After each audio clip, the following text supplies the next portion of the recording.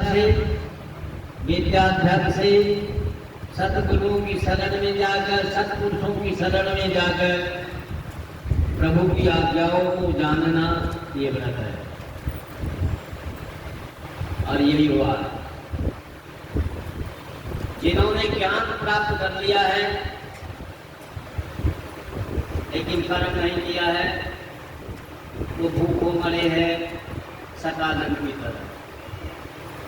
अगर कोई व्यक्ति MBBS कर ले, MD कर ले या IIT कर ले, इंजीनियरिंग कर ले और इसके बाद घर बैठ जाए तो उसकी क्या दशा होगी? तो सतानंद नाम के ब्राह्मण की। आज ब्राह्मण शब्द एक जाति के लिए प्रयोग किया जाता है। जिस समय की यह कथा है उस समय ब्राह्मण विद्वान को कहते हैं, ज्ञानी को कहते हैं। सतानंद ज्ञानी था परंतु कर्मी नहीं था। सतानंद ज्ञानी था लेकिन कर्मी नहीं था। और दूसरे अध्याय में लकड़हारा जो भूखा बना है वह कर्मी तो था, ज्ञानी नहीं था। बोलो सतानंद भगवान। यदि हम ज्ञानी हो जाए तो भी भूखे मरेंगे और यदि हम खमेरे हो जाए तो भी भूखे मरेंगे। और यदि हम ज्ञान पूर्वक कर्म करें तब समस्याओं से बाहर। बोलो सतानंद भगवान। सतानंद जिसकी सर्वता का कहीं भी अंत ना हो, सतानंद वही सत्यनारायण। ज्ञान पूर्वक कर्म करना ही पवित्र पूजन है। ये वाला पूजन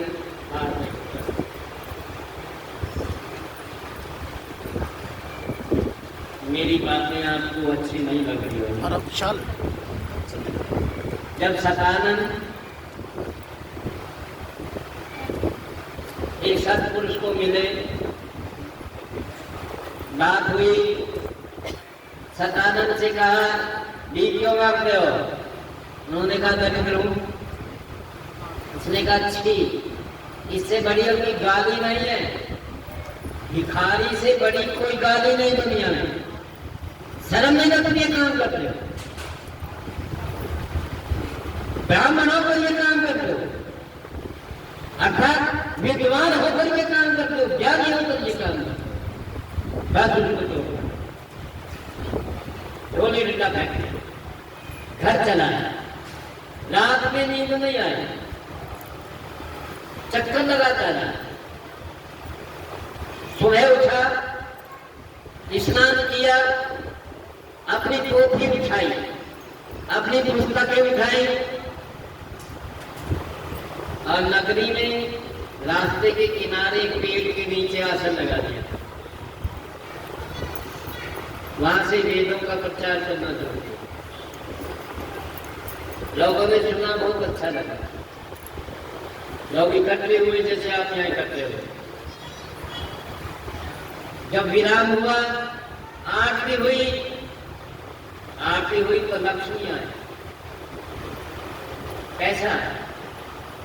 पैसे को लेकर दुकान पर गया, वहां से सामान आया, सामान घर में आया, दरिद्रता बाहर, आनंद अंदर।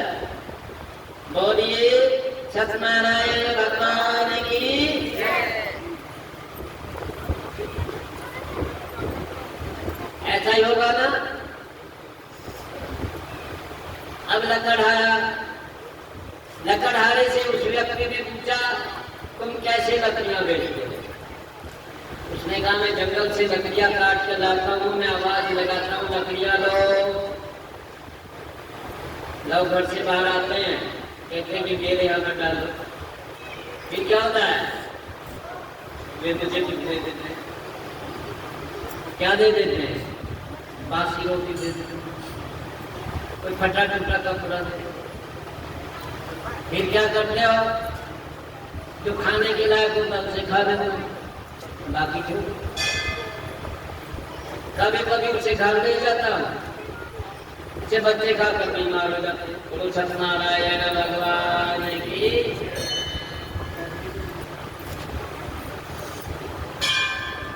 उस व्यक्ति ने कहा, आप सत्यनारायण भगवान का व्रत तो पूजा क्यों नहीं करते? उसने कहा कैसे किया जाए? अरे करना चाहिए। तुम जो कार्य व्यापार करते हो तुम्हें उसका ज्ञान नहीं है, इसलिए तो तुम कल से तुमने अपनी लकड़ी का दान सुनिश्चित करना, किसी के घर का नहीं करना, घर से भोजन नहीं कराना। उसने कहा वो नहीं कर रहा था। ये कहा क्या रात में कुछ है नहीं? एक दिन तो तुम्हें निभाना पड़ेगा, एक दिन। उसने कहा निभाए, फिर काम हो जाएगा। उसने कहा बिल्कुल हो जाएगा। किसी के घर का तुम्हें नहीं खाना है, लकड़ियों का दाम अपने आप रखना। लकड़हारा घर को चलाया। अगले दिन सुबह गया, जंगल से लकड़ियां काटी, आवाज लगाई, लकड़ियां लो। लोग आए, उन्होंने कहा दो गड्डी हमारे लगाई। उसने कहा बाबूजी मैं 8 आने में। उन्होंने कहा कुछ खाने को देने? कहा नहीं, आप कहे तो डाल दे, नहीं आगे चला। उन्होंने कहा ठीक है। दिन भर लकड़ियां काटी, थका नहीं, भूखा था। आदमी केवल रोटी से ही जीवित नहीं रहता, उसके अंदर उसका एक जज्बा भी होता है। कार्य करने के लिए उसके अंदर एक जज्बा होता है, एक उमंग होती है। भूखा भी पूरे दिन लकड़ियां बेची, जो पैसा मिला आगे श्री राम जय राम जय जय राम, श्री राम जय जय राम। पैसे को लेकर के दुकान पर गया, दुकानदार के सामने पैसे रख दिए। दुकानदार ने पैसों को संभाला और पूछा क्या चाहिए? उसने कहा मैं पढ़ा लिखा नहीं हूं, मेरे पास कोई लिस्ट नहीं है और घर में कुछ भी नहीं है।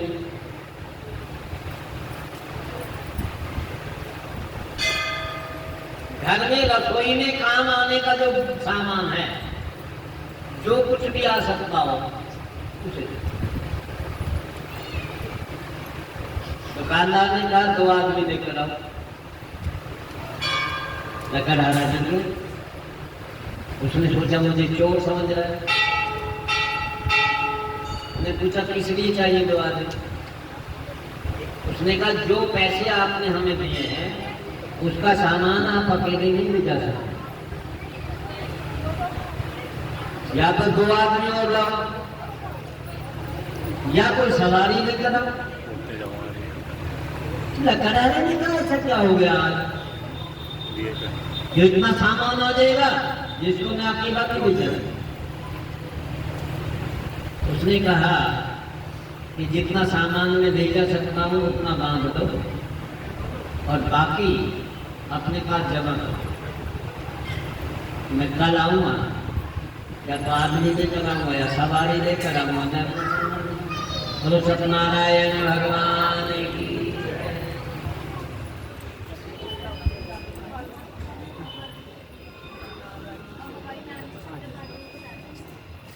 सामान का बोझा लेकर घर गया, जाकर के आंगन में रख दिया। अपनी पत्नी से कहा ये सामान रसोई में लगाओ और भोजन बनाओ। भगवान जी को भोग लगाएंगे और सब लोग प्रसाद खाएंगे। आज बासी भोजन नहीं खाना पड़ेगा। जैसे ही पत्नी उस गट्ठर के पास आई, उसको खोला और उसमें जो सामान निकला उसे देखकर डर गई और दीवार से चिपक कर रोने लगी। बोलो सत्यनारायण भगवान की जय। ये बात देखकर लकड़हारा पत्नी से पूछने लगा, ऐसा क्या है, आप क्यों रोने लगे? पत्नी ने पता क्या कहा, गरीब लकड़हारे की पत्नी बनकर जीने में बड़ा गर्व है मुझे, किसी चोर डाकू या लुटेरे की पत्नी बनकर। बोले सत्यनारायण भगवान की जय। आज भी कोई माँ बहन बेटी घर में पूछती है कि 2 रुपए की नौकरी करते हो, ये माल कहाँ से आ रहा है? बोलो सत्यनारायण भगवान की जय। नहीं,